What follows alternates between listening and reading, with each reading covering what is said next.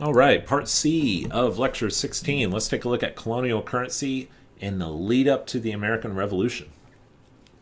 So in parts A and B, we detailed the emission of bills of credit, of land banks, and really by the 1720s, with some exceptions, these notes are everywhere in the colonies and have become the predominant currency, so that paper money was the currency of the colonies all the way up through the eve of the American Revolution. So that begs the question, what did Britain make of all of this? What did Britain think? What did the Crown think? What did Parliament think? Well, at first, in the 1690s and in the early 18th century, the British government, for the most part, just left it alone, tolerated it. After all, these bills of credit initially were used to finance colonial military operations against the French colonies. And so Britain's okay with that. That's fine, not a big deal. Plus, there wasn't a real understanding yet in Britain that this was money. Again, a bill of credit. And in a technical sense, this wasn't money. It was in value equal to money. But money was still silver coin. Or at least that's the narrative that the British government bought into for a while. This isn't money. This is something else. It's a note that represents the debt of the colonial government, and we support that debt because it's helping out the war effort. By the 1720s and 1730s, however, it was quite obvious that this isn't just any old bill. This is actual money. This is money. This is currency. And this truth, this fact, really came forward beginning in the 1720s and 1730s when land banks became the primary way in which colonial governments issued paper money. Because land banks, that didn't have anything to do with these imperial wars. Land banks, that currency was issued purely for economic reasons, and as we saw in part B of this lecture, it was abused by many of the colonial governments, like in Rhode Island. Rhode Island just had nine different land banks back to back to back, and just way over abused it. And so you had bad examples of land banks gone wrong. And the British Crown, by the 1720s and 1730s, had developed this disposition against the practice and began to instruct royal governors. Not all the colonies were royal colonies. Rhode Island, for example, didn't have a royal governor, and that's why Rhode Island was able to get away with this, but began instructing royal governors to veto, by default, any new colonial legislation establishing a land bank. So most land banks lasted about 7-8 years. It would expire. All the debt would have retired after 7 or 8 years. And so traditionally, after the end of that term, the legislature would establish a new land bank in a new period of 7 or 8 years. Well, now the Crown's saying no more and instructing governors veto this legislation. This led to a huge conflict between the colonial assembly, which was democratically elected by the electorate in the colonies. Conflict between the colonial assembly and the royal governor. Here was the royal governor of Massachusetts in the 1730s. His name was Jonathan Belcher. And the Massachusetts legislature continually was passing new legislation to establish a new land bank. The old land bank had expired or was near expiring, and Belcher vetoed the act and insisted, I'm not going to sign any of these into law.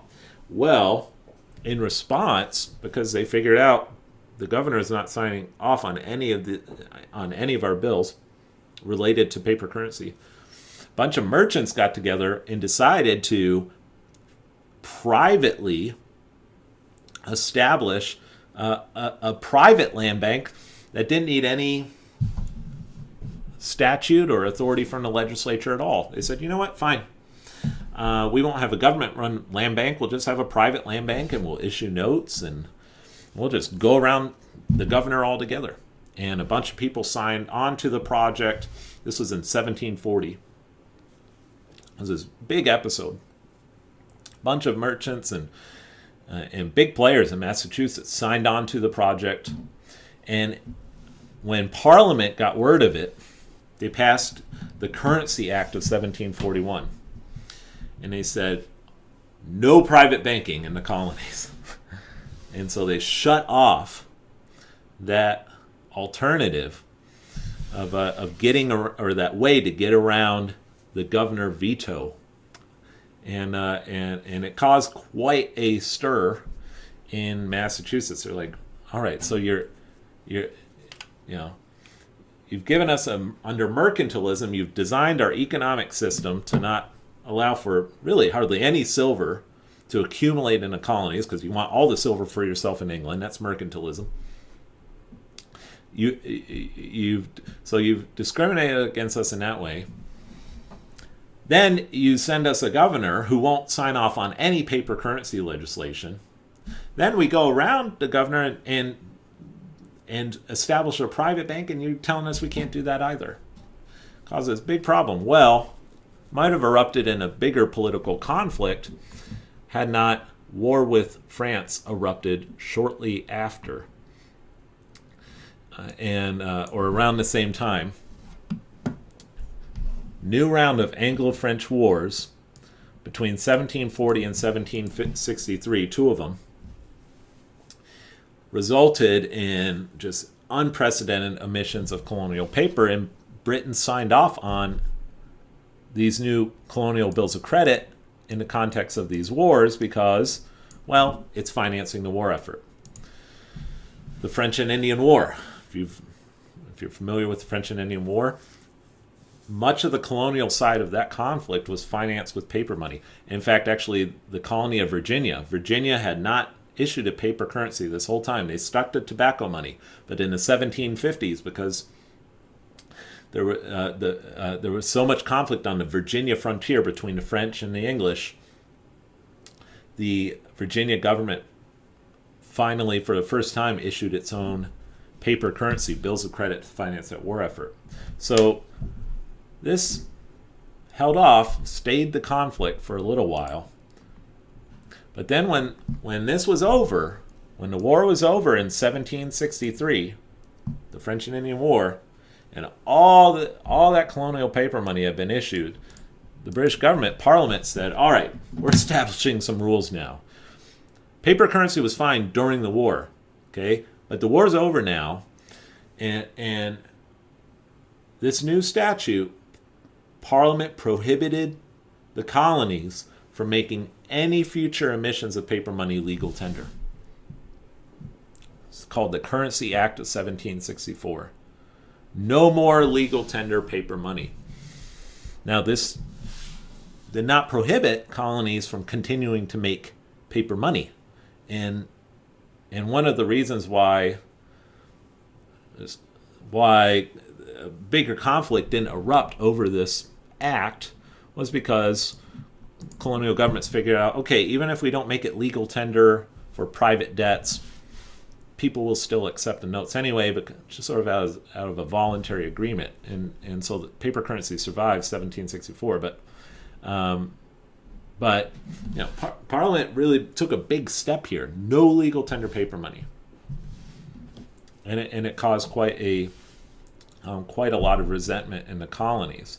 And if you're familiar with American history, there were a whole lot of other acts passed by Parliament at the same time that was also causing much resentment in the colonies against British rule. Now, during that period of warfare, that quarter-century period of warfare with France, the British national debt just went through the roof. And by 1764, the national debt was 146 million pounds sterling. And so the Prime Minister, George Grenville, decided, well, colonies, I'm sorry, but it's time to pay up. Time to pay up. Got to pay your share. Because the fact of the matter was, especially the French and Indian War from 1754 to 1763, especially the French and Indian War, really, Britain was defending the colonies against French aggression during that war. And much of this debt that Britain had accumulated was for the colonists' interests, colonial interests, on that American frontier. And so Britain said, look, you got to pay your share of taxes now.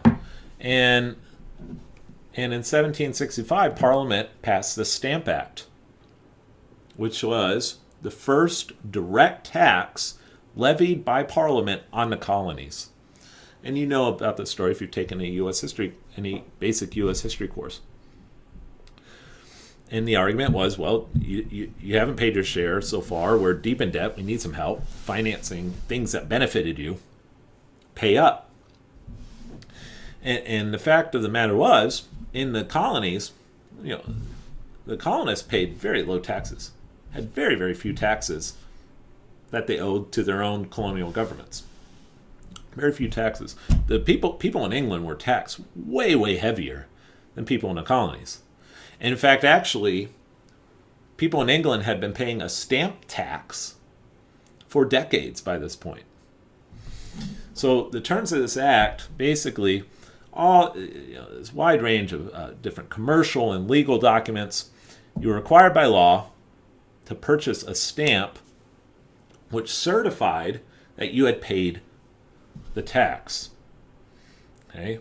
Now, there were all sorts of objections to the stamp tax.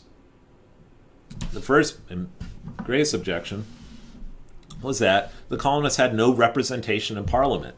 And the argument was no taxation without representation. So that was the biggest objection.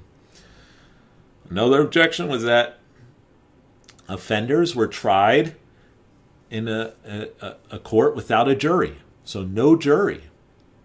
Violating due process. There was that argument. Another contention was that offenders were presumed guilty until proven innocent, which was a complete reversal of ancient English liberties and common law. But another objection to the Stamp Act was that the British government required that the tax be paid in silver coin. And so the colonists were like, excuse me, we don't have silver coin to make these payments. It's not possible. We don't have enough. And so if you think about it, the year before, Parliament said no paper money. No paper money that's legal tender. Parliament's intention was snuff out paper money altogether, but it survived. But no legal tender paper money. And then the next year, and by the way, we're going to tax you in silver coin. You can see why this was such an offensive statute from Parliament from the colonial point of view. Benjamin Franklin hurried over to London to lobby against this bill. And Franklin argued to the committee, we don't have silver coin to pay this tax. Right? And made constitutional arguments also, which I already alluded to, against the act. But Franklin had an interesting proposal. Franklin said, hey, look, all right, we understand you need money. You need currency, and we might be, we may have an option here for how we might pay that. He said, why don't you give us a continental land bank, a colonial land bank that services all of the North American colonies on the same principles of the land bank that we discussed in part B of this lecture. But interest payments will go on those loans will go straight to the British government. We'll be happy because we'll have our paper currency, which you told us we can't have in 1764, and you'll be happy because you'll receive interest payments from this bank. British government rejected the proposal, so it didn't work. Franklin, the big proponent of land banks, the the proposal failed, and I suspect one of the reasons why it may have failed was there was a fear that maybe perhaps a continental land bank might unite the 13 colonies a bit more than Parliament was comfortable with. That may have been one objection, and just in Parliament there was an inbuilt prejudice, bias against just all forms of paper money. And so the proposal was rejected. Stamp Act did not succeed. There were major protests, riots, mobs that attacked the incoming stamps. And so Parliament was actually, there's an attack on the governor's mansion in Massachusetts after he refused to denounce the Stamp Act.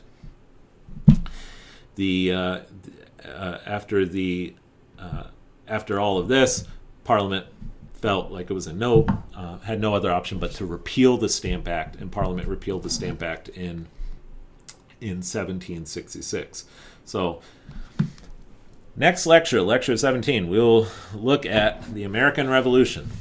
And I think what I showed here, look, obviously, the main reasons for the American Revolution are far more than currency. There were major constitutional issues at stake.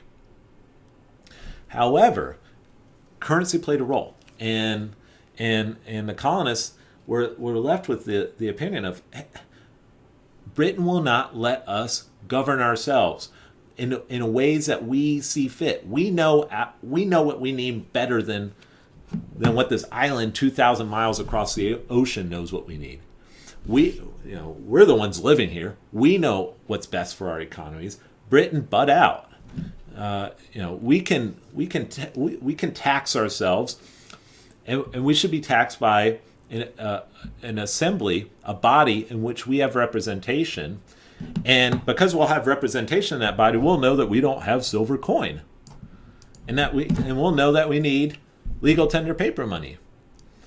And so currency plays a role in the lead up to the American Revolution. So lecture 17, we'll take a look at the Continental Dollar. The Continental Dollar, the first currency of the United States of America. See you then.